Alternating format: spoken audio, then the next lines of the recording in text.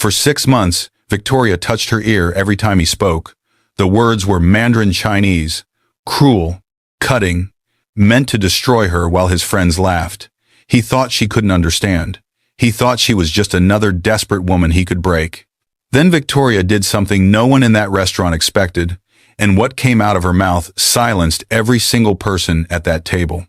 Oliver Hart was a billionaire. Private jets, mansions, more money than most people see in 10 lifetimes. But his wife Catherine looked the other way while he humiliated the help. Her mother, Mrs. Patterson, made it worse. They called Victoria stupid in 7 languages. They withheld her wages for 4 months while her mother was dying. Victoria endured it all in silence because she had no choice. But silence doesn't last forever, and what happened next will leave you speechless. Before we continue, hit subscribe, like this video, and tell me in the comments where in the world you're watching from. I believe this story found you today for a reason. The Hart Mansion stretched across 40 acres of Connecticut land. From the outside, it looked like a dream. Georgian columns, windows that sparkled in the sunlight, gardens trimmed to perfection. But inside, silence. Not the peaceful kind, not the kind that feels like rest. This silence was heavy, thick, like something had died and no one had buried it yet. Victoria Deer arrived on a Tuesday morning in October. The sky was gray, the kind of gray that makes everything feel heavier than it should. She stood at the gate, clutching her bag with both hands, trying to steady her breathing. This was it, her last chance. Back home, her mother was lying in a hospital bed. Stage 4 cancer. The bills were piling up on Victoria's kitchen table like a tower she couldn't stop from growing. 3 months behind, that's what the letter said. If she didn't pay, they'd transfer her mother to a state facility, the kind of place where people are forgotten, where no one holds your hand, where you become a number instead of a name. Victoria couldn't let that happen. Her mother had raised her alone after her father died. He'd been a translator, taught Victoria 7 languages before she turned 20. Languages are bridges, Mija, he'd say. They connect worlds. And what you know, no one can ever take from you. But they were trying to take everything else. So Victoria took this job. Maid at a billionaire's mansion. She didn't care about the fancy address. Didn't care about the wealthy family. She just needed the paycheck. Mrs. Patterson met her at the door. Stern face, sharp eyes. The kind of woman who noticed everything and forgave nothing. You're Victoria. You'll clean. You'll stay quiet. You'll keep to yourself. Mr. Hart doesn't like disruptions. Victoria nodded. I understand. Do you? Because the last girl didn't. She tried to get too friendly. Thought she could speak out of turn. She was gone within a week. Victoria swallowed. I'm just here to work, ma'am. Mrs. Patterson studied her for a long moment, then nodded. Good. Follow me. What Victoria didn't know was that Oliver Hart didn't just dislike disruptions. He liked control. He liked making people feel small. And he'd found the perfect weapon. Words they'd never understand. Or so he thought. See, Oliver spoke 5 languages, and every single day he used them like knives. Spanish to mock her in front of contractors. French to call her worthless when she asked for her paycheck. German to tell his business partners she was barely human. Italian and Russian during dinner parties, turning her pain into entertainment, while his wife smiled and his mother-in-law watched with approval. Victoria understood every word, every insult, every joke made at her expense. But her mother needed medication. Her siblings needed food. Her family needed her. So she stayed silent, cleaned the floors, folded the laundry, and swallowed the shame that came with being treated like she was nothing. Days turned into weeks. Weeks turned into months. Oliver kept finding new ways to humiliate her. He'd make her clean the same floor 3 times, then dump water on it and laugh. He'd forget to pay her, then switch to French when she asked, Tu n'es rien. Tu devrais me remercier. You're nothing. You should thank me. 4 months. That's how long he went without paying her a single dollar. 4 months while her mother's condition got worse. 4 months while her sister called crying about eviction notices. 4 months while Victoria looked in the mirror and barely recognized the woman staring back. And then came the dinner at La Maison d'Or. The moment Oliver decided to take his cruelty public. The moment he looked at Victoria in her maid's uniform and switched to Mandarin Chinese, confident she'd never understand. The moment he called her a monkey taking up space while his wealthy friends laughed and sipped wine that cost more than she'd make in a year. That's when something inside Victoria stopped bending. That's when 6 months of perfect silence turned into 6 months of perfect truth. And when she opened her mouth and spoke flawless Mandarin Chinese, when she named every insult in every language, when she stood in that restaurant and reclaimed the dignity Oliver thought he'd taken, everything changed. But we're getting ahead of ourselves. Because before you can understand how one woman's voice destroyed a billionaire's world, you need to see exactly what she survived. You need to feel what she felt. You need to know why her silence mattered just as much as her words. This is Victoria's story, and I promise you, it's one you won't forget. Victoria arrived at the Hart estate on a Tuesday that felt like the end of something. The mansion rose up in front of her like a wall she'd have to climb, and she was already tired. Her bag felt heavy, not because of what was in it, but because of what it represented. This was her last option, her last chance to save her mother. Mrs. Patterson opened the door. No smile, just eyes that swept over Victoria like she was checking for defects. "You're the new maid, Victoria, correct?" "Yes, ma'am. You'll clean. You'll cook when needed. You'll speak only when spoken to.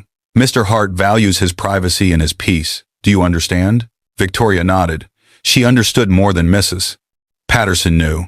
She understood that people with money thought silence from the help meant respect. She understood that this job was going to cost her something she couldn't name yet. The last girl, Mrs. Patterson continued, thought she could be friendly, thought she could insert herself into family matters. She lasted 3 days. Don't make the same mistake. That first dinner party, Victoria stood in the corner of the dining room, waiting to refill glasses. Oliver Hart sat at the head of the table, talking loudly about some deal he'd closed. His wife Catherine smiled at the right moments, but her eyes were somewhere else. Always somewhere else. Then Oliver looked at Victoria and switched to Spanish. "La estúpida casi dejó caer los platos anoche." The stupid one almost dropped the plates last night. His guests laughed. Catherine's smile didn't change. Victoria's hand tightened on the wine bottle, but her face stayed blank. She understood every word. Her father had taught her Spanish when she was 7, the same year he taught her that languages were bridges between worlds. That night, alone in her small room off the kitchen, Victoria pulled out her phone and looked at the hospital bills. $12,000. That's what they needed just to keep her mother in treatment. Her siblings were depending on her. Her whole family was depending on her. She picked up the photo of her father she kept by her bed. He'd been a translator before he died. Spoke 6 languages fluently. "What you know, they can never take from you, Mija," he used to say. But standing in that kitchen, Victoria felt like they were taking everything else. Her dignity, her voice, her sense of who she was. She looked at herself in the small mirror above the sink. "I'm standing on that bridge now, Papa," she whispered. "But I'm not crossing it. I'm just trying not to fall off." Tomorrow she'd wake up and do it again, because that's what survival looked like. And survival, she was learning, required you to make yourself very, very small. Month 2 came with winter. Victoria learned that Oliver Hart's cruelty had seasons, but it never stopped. It just changed languages. She was folding laundry in the hallway when she heard the crash. A wine glass shattered on the marble floor. She hadn't even been holding it. Oliver had knocked it over himself while gesturing at his business partners. "You broke this," he said, pointing at the red wine spreading across the white marble like blood. "Sir, I didn't. I'm deducting it from your pay." He switched to French, turning to his partners. "Elle est inutile, complètement inutile." She's useless, completely useless. They nodded, looking at Victoria like she was furniture that didn't quite fit the room. That night, her sister called. "Vicky, Mom's medication. They need payment by Friday or they're stopping the treatment. When can you send the money?" Victoria stared at the wall.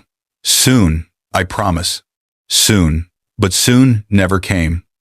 By month 3, Oliver owed her for 2 months of work, and the languages multiplied. German with his business partners at breakfast. "Sie ist wie ein Tier. Dumm aber nützlich." She's like an animal, stupid but useful. Italian with Mrs. Patterson over lunch. "È una puttana fortunata che ha anche questo lavoro."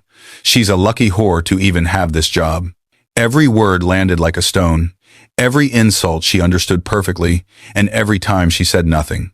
At night, Victoria translated documents for a freelance company working until 2 in the morning to make extra money. Her father's voice echoed in her head while she worked. Languages are windows, mija. They let you see into other people's worlds. She was seeing into Oliver Hart's world just fine, and it was uglier than she'd imagined.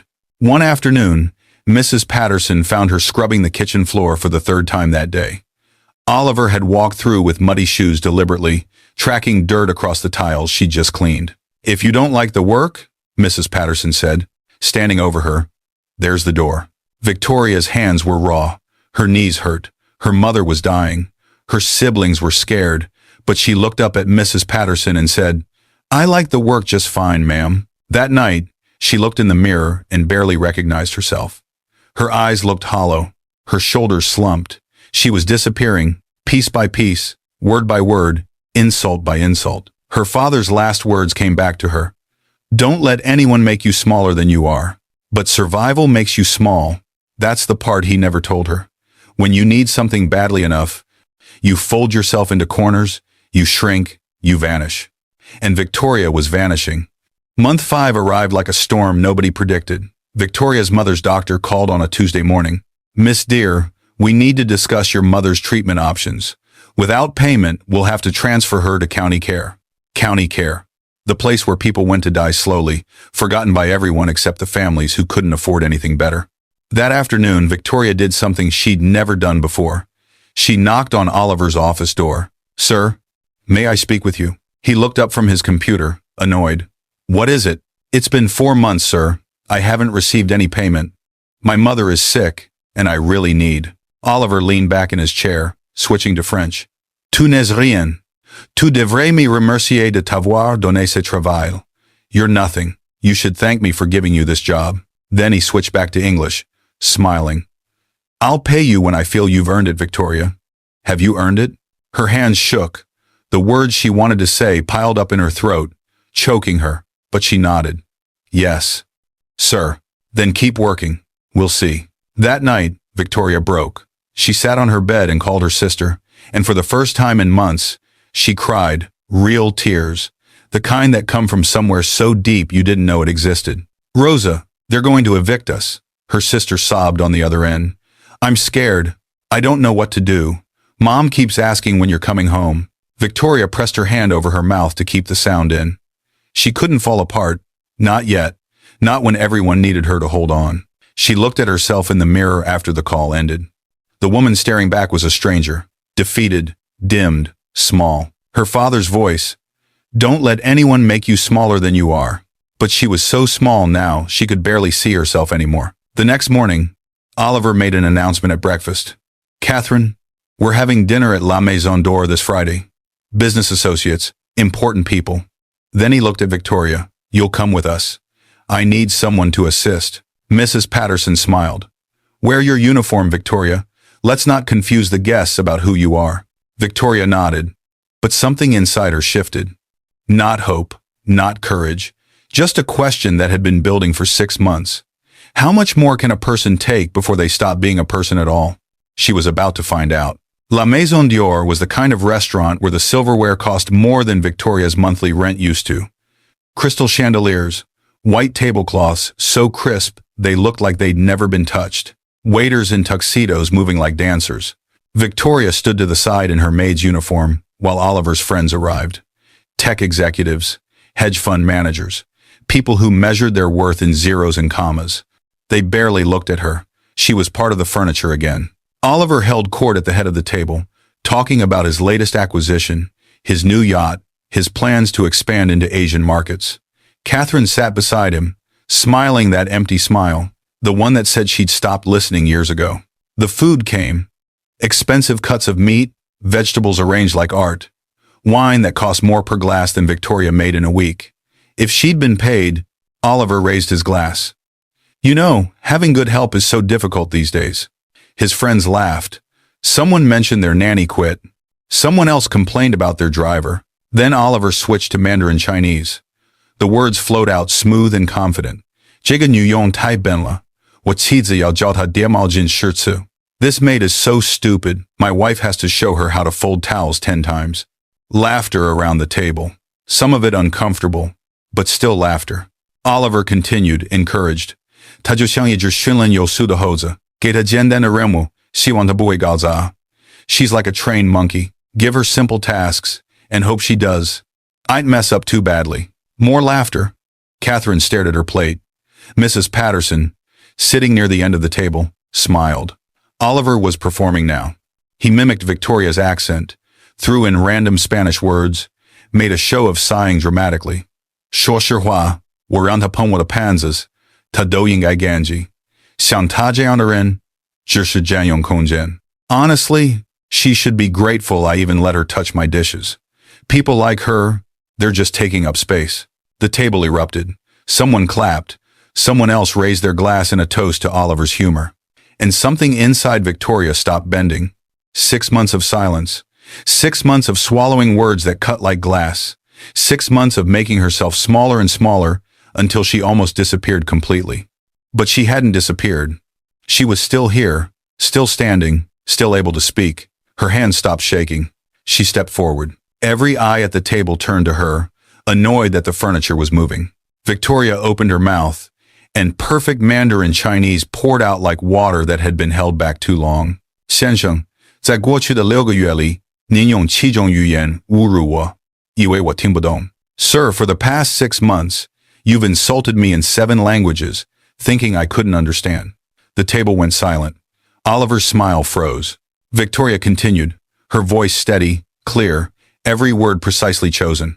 您用西班牙语叫我白痴，用法语说我毫无价值，用德语说我像动物，用意大利语质疑我的品格，用俄语称我为训练有素的狗。现在用中文，您说我是占用空间的猴子。You called me an idiot in Spanish, said I was worthless in French, called me an animal in German, questioned my character in Italian, called me a well-trained dog in Russian, and now in Chinese, you say I'm a monkey taking up space. Oliver's face drained of color. Someone's fork clattered against their plate. 我在宾夕法尼亚大学学习语言学。我说7种语言。我理解您说的每一个字，每一次侮辱，每一个残忍的笑话。I studied linguistics at the University of Pennsylvania. I speak 7 languages. I understood every single word you said, every insult, every cruel joke. Catherine's hand went to her mouth. Mrs. Patterson's smile vanished. 但您知道我学到的最重要的语言是什么吗？尊严的语言。那是您永远不会说的语言，因为您认为金钱可以让您免于做一个正派的人。But you know what's the most important language I learned? The language of dignity. That's one language you'll never speak because you think money exempts you from being a decent human being. The restaurant had gone completely silent. Even the waiters had stopped moving. 您欠我4个月的工资，您在朋友面前羞辱我，您让我觉得自己一文不值。但今晚在这张桌子前，让我用您以为我不懂的语言告诉您一件事。You owe me 4 months of wages. You humiliated me in front of your friends. You made me feel worthless. But tonight, at this table, let me tell you something in the language you thought I didn't understand. Victoria's voice didn't shake, not once. 我不是白痴，我不是动物，我不是占用空间的人，我是一个女儿。她的父亲教她语言是通往世界的桥梁。我是一个姐姐，她工作是为了照顾家人。我是一个人，这是您在对待我时似乎忘记的事实。I am not an idiot. I am not an animal. I am not someone taking up space.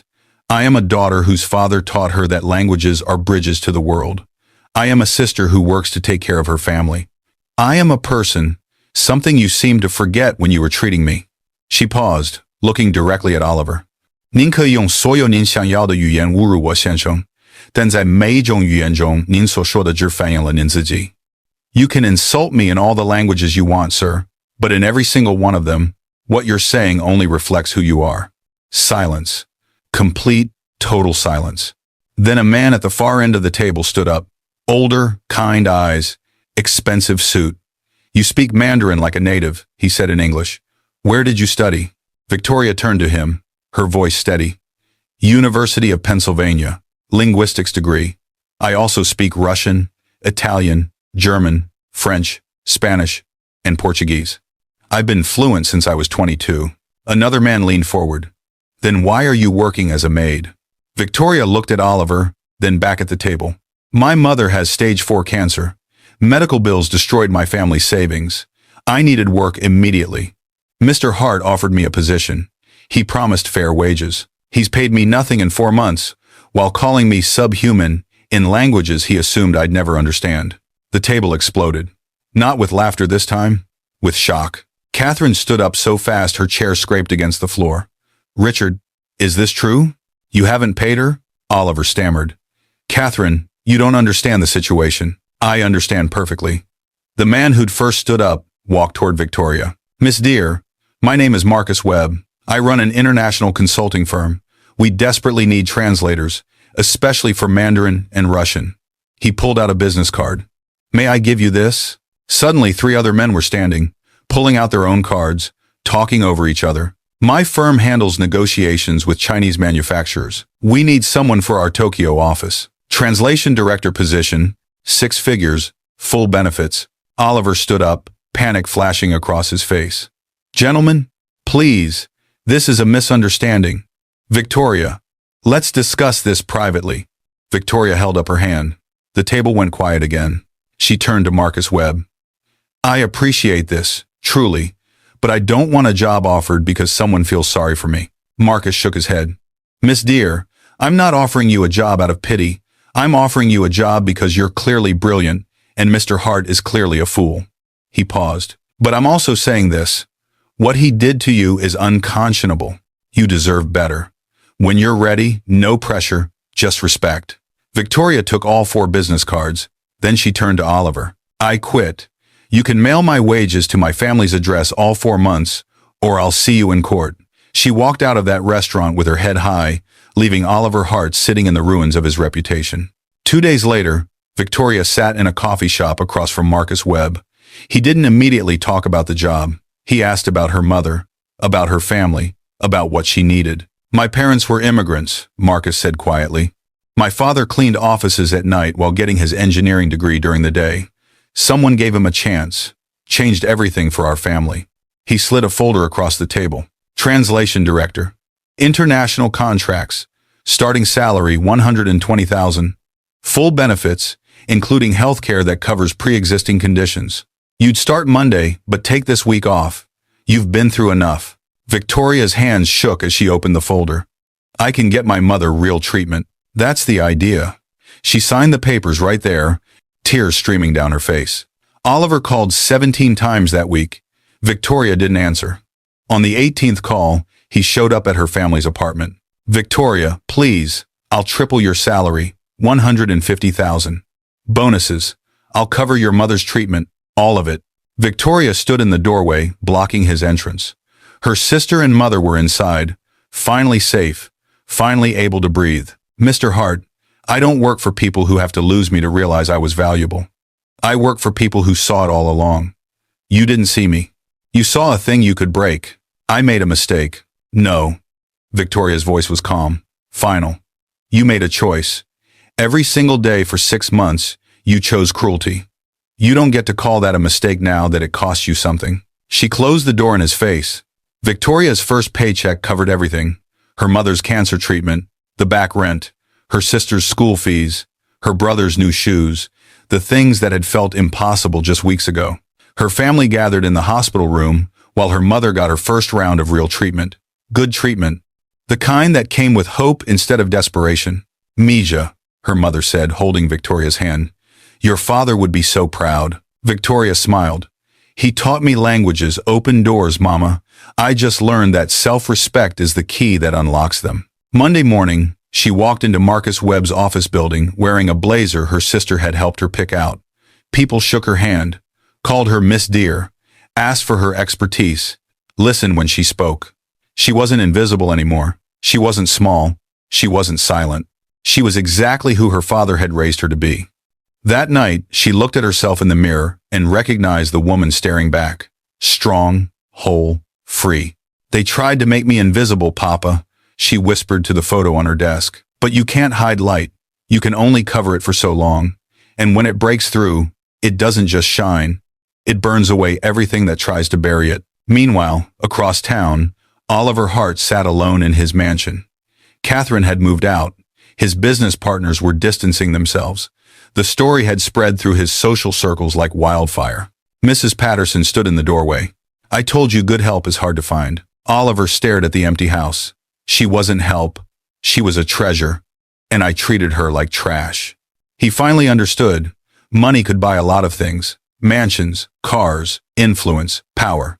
But it couldn't buy back dignity once you'd destroyed it.